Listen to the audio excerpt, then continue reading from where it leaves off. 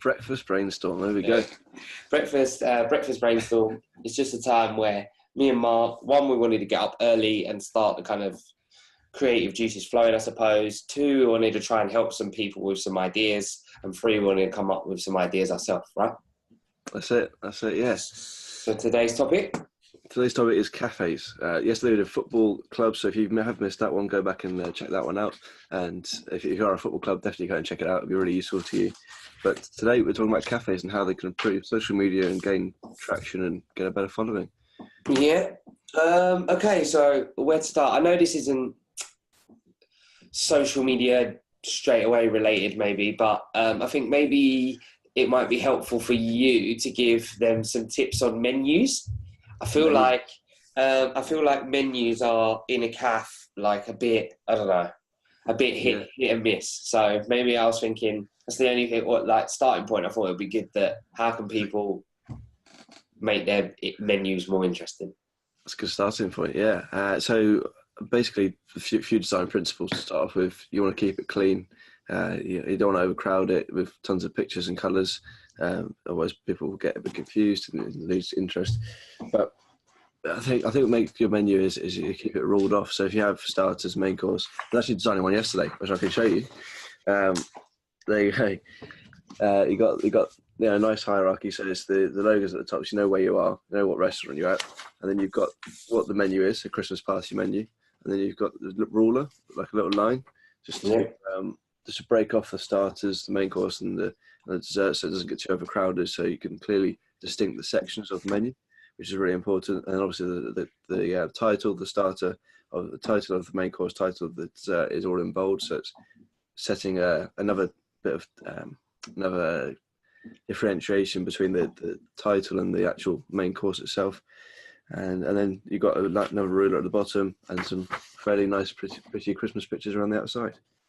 And I noticed there as well, I don't know if you finished that or not, but like white space is good as well, right? Yeah, absolutely. It gives it the clean look. Because often you go into a cafe and they have so many things on a chalkboard that you can't kind of work it out. Yeah, absolutely. Or they have so many things on a laminated menu that, again, you're not really sure on. Almost like what you want. Obviously, normally when you're going, well, I say normally when you go, but when I go into it, I kind of know what I want. I want a fry up of some kind, probably, or something like that. But at the same time, you're making it so that people, can see what's what. Another big one, only because I have a friend who's vegetarian, is we walked into a cafe not so long ago, and they did have vegetarian options, but there was no differentiation. So, like, well, I don't know, let's go. And I was like, read the whole menu. Yeah, exactly, to work out what they could or wanted. So, white space, it draws, the thing about white space is it draws your eye to the actual text, it draws your eye to the menu. People get scared of, there's so much space on the piece of paper, what can I fill it with? But it draws your eye to the bit that is on the paper. It draws your eye to, it makes you focused. I think as well, if you're kind of like a chalkboardy place when you're going in and stuff, or even if you've got printed, one, obviously put some reference there to you and your story, like your, again, brand, but making it simple for people that are just kind of starting out, just like a simple version of your logo, quirky like meal names. Everyone always loves a a bit of a, that kind of thing, to get it creative, get people know that you know what you're about, kind of thing. Yeah, that'd be cool. There's that pizza restaurant, isn't there? The names their meals, or names their pizzas after different famous actors, different famous people, and you have different toppings for different people. So like, I don't know, I can't even think of one now, but yeah, they got loads of different special pizzas named off different actors, and it's really fun. Yeah, I mean, get creative and have some fun with it, but even to the point where, like, like even if you mention Domino's or whatever, or Pizza Hut or whatever, they have like Mighty Meaty, they've given it a bit of a basic as that, a bit of a alliteration, a bit of a bang, which I think makes it kind of pop a little bit. Anyway, that was just menus, because I feel like that's a really good starting point for some people, because I've seen some absolute clangers. As well. Yeah. Also, keep the one thing is that it's not design related. Is keep it clean as well. Keep the the menu clean. Like if it's got ketchup and stuff over it, wipe it down and actually sort it out. Yeah. So moving that on kind of digitally then, which kind of comes to the next thing. I see lots of accounts, food accounts, for restaurants or cafes that post kind of the same thing over and over and over again. So they post basically, I don't know, like the fry up, for example, but loads of those versions, or burgers, or, you know, mac and cheese, but just like the same thing a lot. And I kind of get the point, because you might know that that's what your specialty is. But at the same time, if you're going to do that, then you need to find a way, I think, of taking a picture of that food that is, again, creative again. Like we talked about memes in football yesterday, but like, and not quite memes, but like, you know, like have a nice day, and then it's a picture of like 2 tomatoes or sausage and egg that makes a face or whatever. Do you know what I mean? Like them kind of things are to start engaging your audience to the food you do, but also that you're trying to engage with whoever's watching. And it could be stock photos. I've seen a lot of people just use stock photos for that, but it's so much more personal if you do use it, the food that you're creating. And also people don't recognise your food as well after a while. If they've been there for a good customer, they'll start recognising, oh, that's how they did their food. And if you put your logo in it in a nice little corner and make it a bit more personalised, then all of a sudden you've got some branding and you can start applying that to different things, and you're away. Yeah, and it's even, you know, to the point where if it's just for a start, just to get things going, because you might not have a lot of budget for branding or anything like that. But again, we've mentioned yesterday, phones are brilliant, so you can still take a great picture on a phone, but also in this like same location but different food, so that people know that that's your shop window, if you like, or that's the setting that you set up every time you do it, so people get familiar with that. I would actually recommend, if you haven't got much of a budget for design, it's a website called Canva. It might slightly be cheaper than Designer, but it's really, really good for building stuff yourself, and it's quite easy to use. Definitely. I use Canva all the time, so definitely shout that out. I shouldn't be recommending it to Designer, because you should come into me, but if you do need a designer, Blue Day Design is your guy. Of course, but like starting out, starting, you got to kind of start somewhere. Exactly. Yeah. And then again, I think what's kind of important for a cafe is localism. So it's as local as you can get, because obviously, I mean, there is Uber Eats and Deliveroo and all that kind of stuff now, so you can get onto that. But actually having regulars in your area, so if you can focus and add really, really, really locally, like down your road, kind of, so or something really memorable in your area, and run a Facebook ad really close, you know, like 1 kilometre or 2 kilometres in your area. I say kilometres because there always kilometres, miles, whatever. But in your area, I think, again, and you do that can do that quite consistently on a small budget. I think that could probably make a really big impact. Yeah, it's all about getting the reviews, local reviews on Google, and getting people involved and sharing your food around as well. I thought of before we had the call, I thought of one idea. It would be great if you're at a competition to win a free coffee, and you were getting people to take photos of your food and coffees and drinks for Instagram, just for a bit of fun, and then they can win a free coffee if they have the best photo of the day or something, or the best photo of the week, depending on how busy you are. Definitely. I think there's still like small businesses, one-off cafes, whatever, they can still run competitions like that. Like a coffee, a one-off coffee is not gonna if that's what it is that's gonna make or break your business, then that's too much of a fine line. Do you know what I mean? Like a free coffee. So yeah, definitely. And obviously, again, it's about reach. So what Mark's mentioned is, if you give something for free and people are taking pictures of your food, or you've got a special cut printed or whatever, then they're pushing that out in their network. So it might not be part of your network yet, but they might want a free coffee and live in the same area and go, oh, that's a good idea. And if you run it every week, you'll be known as the cafe that does a free coffee every week. So absolutely, yeah. And then you've got to build up your audience in your local area, like I said, like you mentioned. But using location tags and using like local hashtags, local Facebook groups, and just things that everyone in the local area is using to maybe printed ads if you can afford it, but they tend to be quite expensive in local magazines and stuff. So I definitely go social media first.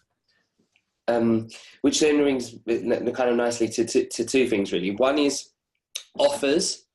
There's still no reason why, again, being an independent calf or whatever, you can't run an offer. One of the big ones was if you've got like schools around you, and they're allowed like to break out like senior schools and comfort food. You can always do like obviously student meals. You can always do like bolt-ons and obviously really aim for your quiet time as well. If you have a quiet time after the school's gone in and before the evening, and you know that that's not going to, but then put your offer in there, because then anybody that comes in that time, you might not have had anyone anyway. Yeah, absolutely. That's a great idea. Maybe get the people to do reviews as well. If you can get people to come in at that quiet time, or I don't know, any time really, just get them to do a video review, because it's so much more personal. And I mean, I think videos work so much better. I don't know, obviously you work a lot with video. Does that help a lot more than just text? Yeah, definitely, without that, because again, that person's going to bring across their personality. On camera. They're also going to be they'll tell a story, whether they're telling a story or not, if that makes sense. They'll say their name, they'll say where they came, and they'll say what they've had, which in itself will tell its story. So yeah, definitely, if you can get anybody who's up for video, and also again, to get that, sometimes you might need to do something about that. So you might need to say, right, I'm going to try a new dish.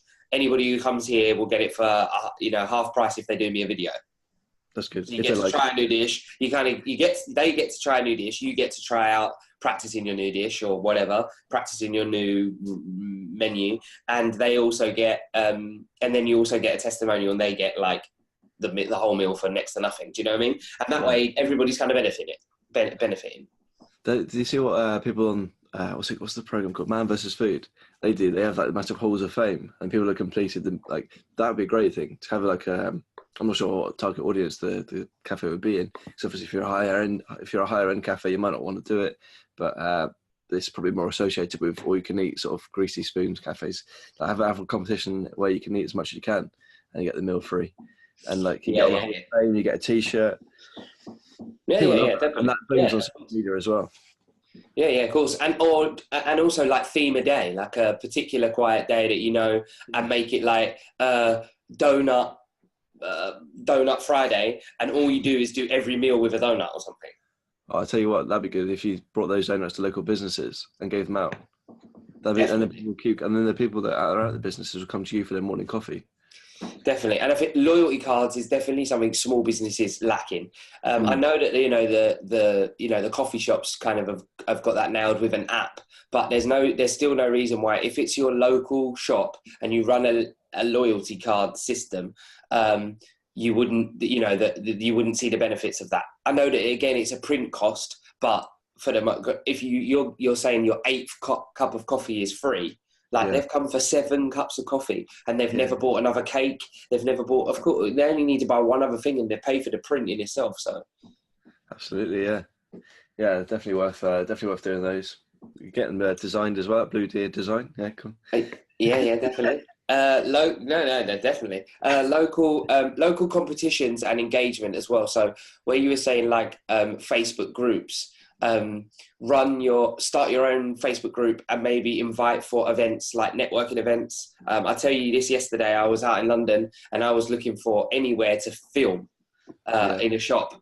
So being open to that and saying like we encourage film people or vloggers or create whatever you to come and do your work, whatever. Free Wi-Fi I think is a massive I think, but strong Wi-Fi connection as well. Yeah, it's definitely a good one. And also you've always got the benefit with free Wi-Fi that if you get them to sign up, they have to, even if you haven't got a system, they have to write their email address to you for you to give them their password. You then create a mailing list.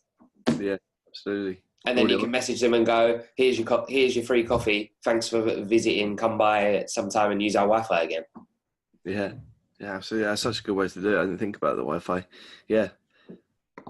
And if they stay a certain amount of time as well, help them out, give them a coffee, and you can get on the good side of them, and then they'll keep coming back for that Wi-Fi, keep coming back for buying more coffee, buying more food, the longer they're in there, the more things they're likely to buy, isn't it? So it just Definitely. makes sense to give them something for free. Again, quite a quiet time, offering local businesses like a free meeting space, right? And just say, right, we reserve you, even if you haven't got a space, we reserve you a table if you want for your business between these hours that you can use as an additional coffee room, like meeting to go and meet clients or go and have a separate meeting somewhere else outside your office. And we'll give you a 10% discount. It's a quiet time anyway. You never had anyone in, so why not? You use your power of. I bet a lot of cafe owners are listening to this and thinking, giving a lot of stuff away for free here. Yeah, true. But when you get them, it's about two things, right? One, getting them in the door so they know about you, because that's the whole thing. If you're a store or you're a shop in any kind, it's getting people to know that you're there in the local community. Full stop. Doesn't matter. The other thing is if they're there and they know about you, just because you're giving some bits and pieces away for free. And you don't have to do them all for free. Not everything we've said.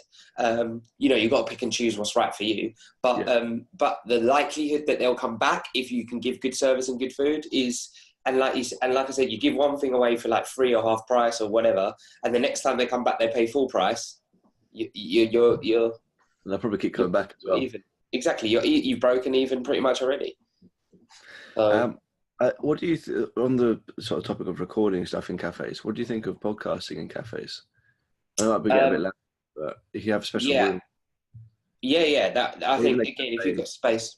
Sorry, even if the cafe has their own podcast. Yeah. Oh, yeah. I think that'd be well good. Different customer every day. Again, it's free.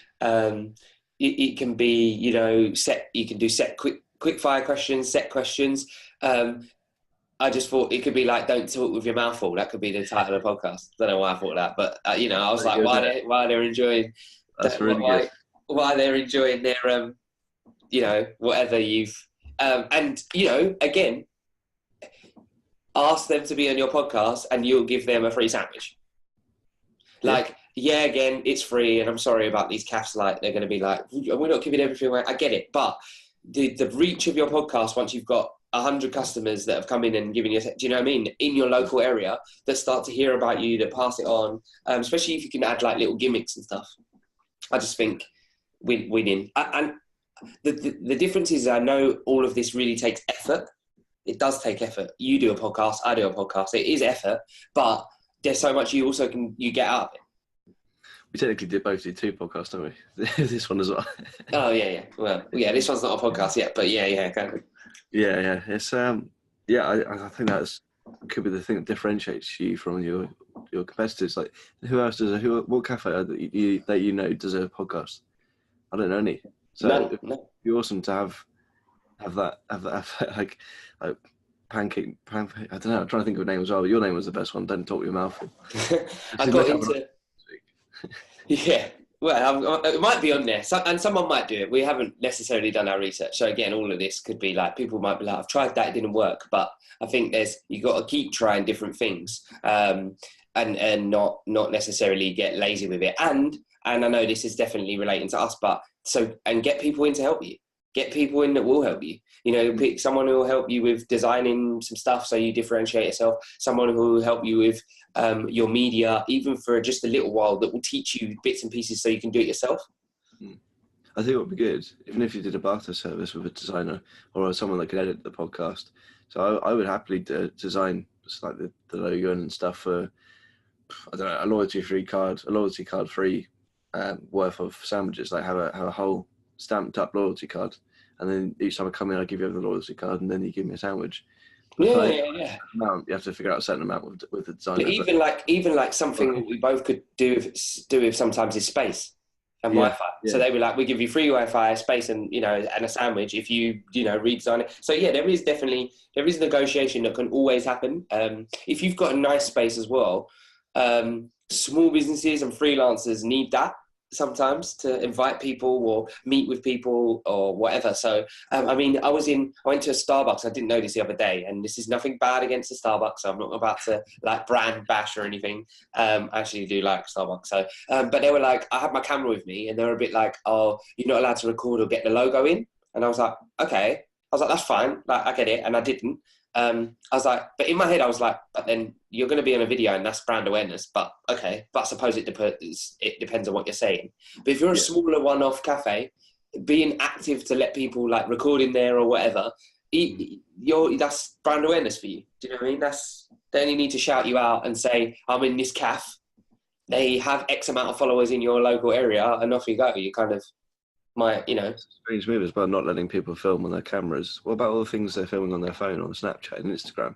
People are always, I'm always saying things about coffees and food and restaurants and in people's Instagram stories or Snapchat. People are always filming about in their restaurant. Because they haven't got a massive camera. It's like they're still filming. It's true.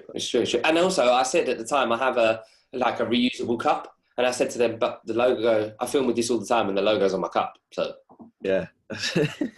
But yeah, like, again, being active and saying things like that and being open to that, I think is definitely important. And again, history, we talk about all the time, and story.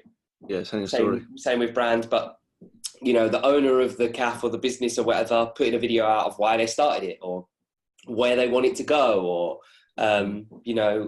things about them, him or her, how they got into it, where they hope it's going in 10 years time, just so again, when you walk in, if you've seen that video and you see the owner, you just feel like a little bit more like you're in the right place or whatever. Yeah, do you know what I mean? Yeah, you feel like you know him a bit more. Yeah, exactly. And you can turn that into an advert and make it an engaging advert and put a bit of photography in there and a few B-roll shots of things, of your food and of your cafe on the outside, and then you can overlay that with the interview or the owner speaking, and there you go, you've got an advert.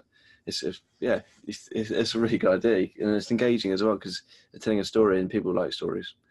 Put a bit of music in there, and I think getting known for something as well, and it's hard to do, and not necessarily going out to be original. But like some people, like you said about before, like the competitions, like the biggest rack of ribs, or but getting known. It can be getting known for anything. Like when you walk in the door and there's a bell that rings in some shops or whatever. Maybe you always do the same jingle, or I don't know something. But it could be if you get known for one particular thing, that can always be helpful as well.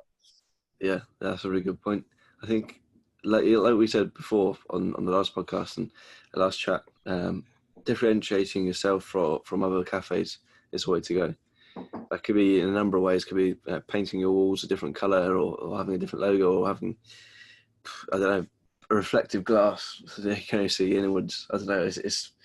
You can do it loads of different ways. But if you find that special thing, it's in all businesses as well. If you find that special thing that makes you different from other people, and then and really play on that and make sure people like that, obviously, then people are going to come to you. And these are just obviously me and Mark having a chat and trying to get focused with some ideas to help cafes out or restaurants in your area but if you are an owner or anything like that, and we've said anything that you disagree with or don't think is practical or doesn't really work, or you've tried it and it doesn't work, then let us know, because one, we would probably have a look into it for you, of some kind, and two, obviously it's good to get that feedback to say you don't know what you're talking about, which we're more than happy to admit. We don't run a cafe. Yeah, exactly. Yeah, that's a good point. Yeah, right. I mean, it'd be cool as well if you did have any feedback like that. It'd be cool to get your thoughts, and maybe we can work on something together. Like, even if it's just a little chat about your branding, or like you say, like come up with more ideas, or help run some videos, or help shoot some stuff. But really tell us your problem with whatever you did or whatever you tried, and maybe we can help you try it again in a different way. Yeah, absolutely. Do you have any more tips or any more advice? No, I don't think so at the moment. I think we've talked about menus, we talked about boards, we talked about getting on social media. Actually, one more thing about social media is asking. Again, we talked about this last time, and I'll probably come up every time, but like asking your local community or whatever what they would want to see on the menu, what they would want. If you've got the standard menu all the time and people are not coming, then change it up. Like, ask them, is it because you you don't have enough vegetarian options, maybe, or you don't, do a variety of drinks, or I don't know, but ask, and you can do that. You don't have to do it on social media, but obviously that's a good place to start. But you can do it as they walk in the door as well. Like, thank you for this, thank you for your time. Here's the bill, or whatever it is. Here's what would you like to see us produce? Or, you've got it's an ever-changing environment in any business, and so you kind of got to stay at what the consumer wants, really. I'm not 100% sure on this, but I think I personally would be more likely to give a straightforward answer if I didn't have to write it down on a sort of feedback sheet, because people always give out those feedback sheets and nobody's blank and just left on the side. I think I would like to just give an answer straight away, right? It's something that's true because it's come off the top of my head, and it would be meaningful as well. It is a free thing again, sorry, but it is. But one of the things that is good if you can manage to do it is if you give us this now, you get that exchange. So like people are like, oh, if you go away and fill it, you could be into a raffle and win £200. You kind of get that. It's very unlikely people do it. I know people do it, but by the time they get home, they've forgotten about it and they're throwing the card in the bin, like you said. Whereas if you say you can have a free coffee today if you just tweet what you'd like to see on the menu. You show the tweet, you get the free coffee with your dinner. So you are paying for the dinner or the food, but you're getting something, that it's more instant. So they're more likely to go, oh yeah, I'll have a free coffee. Yeah, exactly. Well, like even if it's like a free homemade cupcake or something, I don't know, it's something that's unique to you. Yeah, definitely.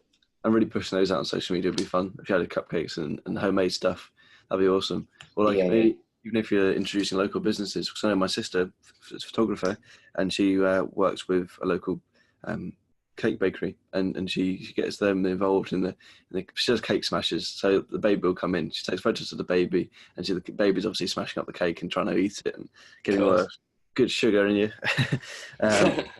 And yeah, it's really, really fun. But obviously in each post, she's tagging the cake bakery, she's getting involved with them, and they're both sharing each other's content. So it'd be really cool to have something like that. Definitely. And I think if you're, and this is kind of a twist on everything that we've kind of talked about, but if you're, let's say you're a greasy spoon kind of calf, showing that you're also promoting a healthy lifestyle is probably good as well.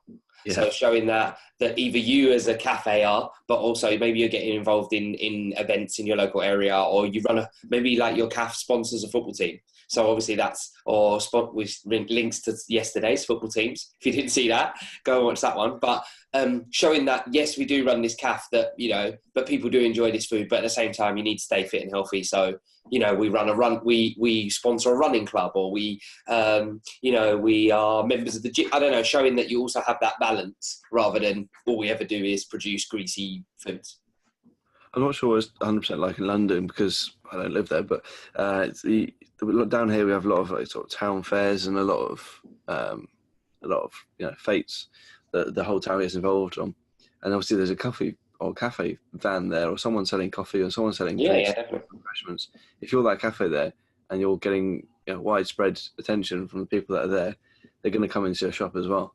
So it's not just about digital, it's not just about online these days, it's also people are forgetting about the real world slightly, and that's really powerful.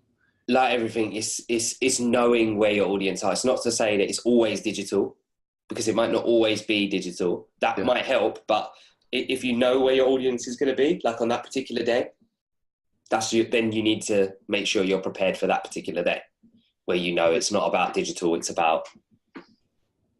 Yeah, and obviously cafes have different audiences because of obviously higher class, or I don't know how you want to differentiate your cafe to other people. Some greasy spoon might not be for everyone.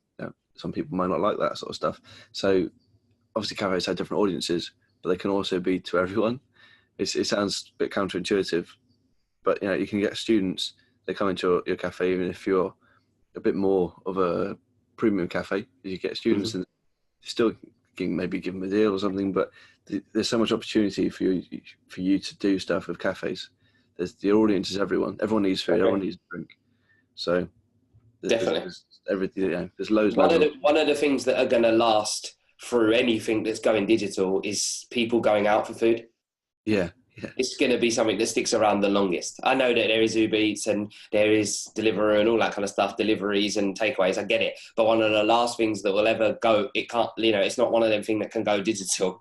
People's sustenance. So they're going to have to go out to have something to eat. So try as much as you can to make yours an experience both online and in your vicinity as you can, so to entice them back. I think that's the key thing. I was just thinking when you said that what about party bookings as well? Like you could have definitely like a party room or even what do you call it, or even promote sort of big group bookings and give them, I don't want to say giving away too many free things, but I did a podcast not so long ago with a company in Hornchurch called Tea Island. I'm going to shout them because they were on my podcast anyway. But they do something brilliant. Like one Friday every month, the tea shop becomes like a bar, like a bar in the evening. So it's still got the same decor. It's still like 60s in its look, and they have like a Sinatra or a Rat Pack singers, and they just sell like beers and wines for one evening. So they convert the whole what you're normally going there for tea and scones into like a mini bar club, and it's amazing. And they sell out as well. Like they sell out. I definitely want to go one time, but so again, I think that's a great idea. They just flipped it and just be like, all day long we sell teas and cakes, and now actually let's have a singer in with the theme of the tea room, and sell prosecco and beer and wine. Absolutely. I think there's one thing actually as well. If you have got that older audience, and the elderly going into your cafe, and you got more of that sort of people in there. So, sorry, Sam's just talked. You stopped me there. My friend's just jumped into the chat. I'll edit this bit out in the podcast. If you have got more of an older audience, the elderly people are coming into your cafe, and you've got that sort of target audience, you might want to think about getting things that they remember from their childhood in. So, for example, you can definitely nostalgia. You can have like 60s records on the wall, or you could have I'm trying to think of games, like drafts and chess. Yeah. I love a bit of drafts. Dominoes. No, definitely. That's it. Especially if you've got a set time that you feel like that's your audience more, after the rush hour, before lunchtime, you see that's your audience. Why not? Definitely. Old papers, even if you would have went and sourced old newspapers from 10 years ago, there's places that do it. What the news was that day, and then you gave it. Genius. Actually, do you want to start a cafe? Yeah, we do it. How about a tweet of the day on this day, sort of like an on this day tweet, or on this day social media post. That's got to take you like 30 seconds to find on Google. So, and if your cafe was that old, maybe you could do it on this day in the cafe. If you had the local knowledge, but definitely down this road, in this area. Yeah, in this area, that's a great idea. So say elderly people and a bit older, on the older generation, you've got old records and old music and getting the nostalgia of that when they were children. But if your target audience is more of I don't know, maybe you've got sort of 40-year-olds in there, you're going to think about getting retro arcade games. You want to think about making it a bit cooler and bringing back the sort of the 80s and 90s and the 70s. Just twisting that again, I know we're kind of going here, but it's with that podcast idea as well, and it's something that I thought about ages ago, was that having local people in the area that have been there for for a long time, and born and bred kind of in your area, and that you're in the cafe, getting them on your podcast and interviewing someone who's been around and seen things change. Like, I remember when this wasn't here and this wasn't there and that wasn't here and whatever, telling you stories about your local environment area. But mate, as a podcast, again, it'll be genius, because they're going to have stories. They're going to be sitting in your cafe. You're going to be, interviewing them about what was it like, here and there. Or people tend to be more inclined to do podcasts because there's no fake visuals. They don't have to record their face. Exactly. But if you can get that, if you can do it on YouTube as well, and then extract the audio and put it on to iTunes, that's perfect. Yeah. That's some great ideas. I think we should wrap this up, because how long have we gone for now? Is it 7:30? Just over half. Yeah, just over half. Okay, fine. So we done. Yeah, that's pretty good. Yeah, if you are a cafe, please do say hello and get involved, and maybe you need some more ideas. We'll happily come to your cafe and have a free coffee and come up with some ideas. not offering. And obviously, again, tell us if we've got anything wrong and we just don't understand, what it's the struggles of being a cafe. Let us know, because we're more than happy to take that on the chin, and we're just trying to get some ideas out there. So where can people find you, Ray? @_simplycreate on all the social medias. Just type in Simply Create, you'll find me. And what about you, Mark? Yeah, @Blue Deer Design. www.bluedeer.design if you need that. Yeah. Just so you know, we're alternating every 7 a.m. every morning. So next time it will be Mark that goes live. So it really is worth following Mark and obviously me. Yeah, and you're on my live. But that way you can see each kind of episode, but they'll be posted every day as well. So. Awesome. Yeah. Find them if you do want to listen to all the previous ones. You can go to LinkedIn, YouTube, Instagram for the last 24 hours, and Facebook. Anywhere else? Maybe it might come to iTunes. Podcasts might come that way. Maybe we'll do it as we'll see how we go in November. Yeah, nice one. All right. Excellent. Everyone have a good day. Mark, I'll see you later.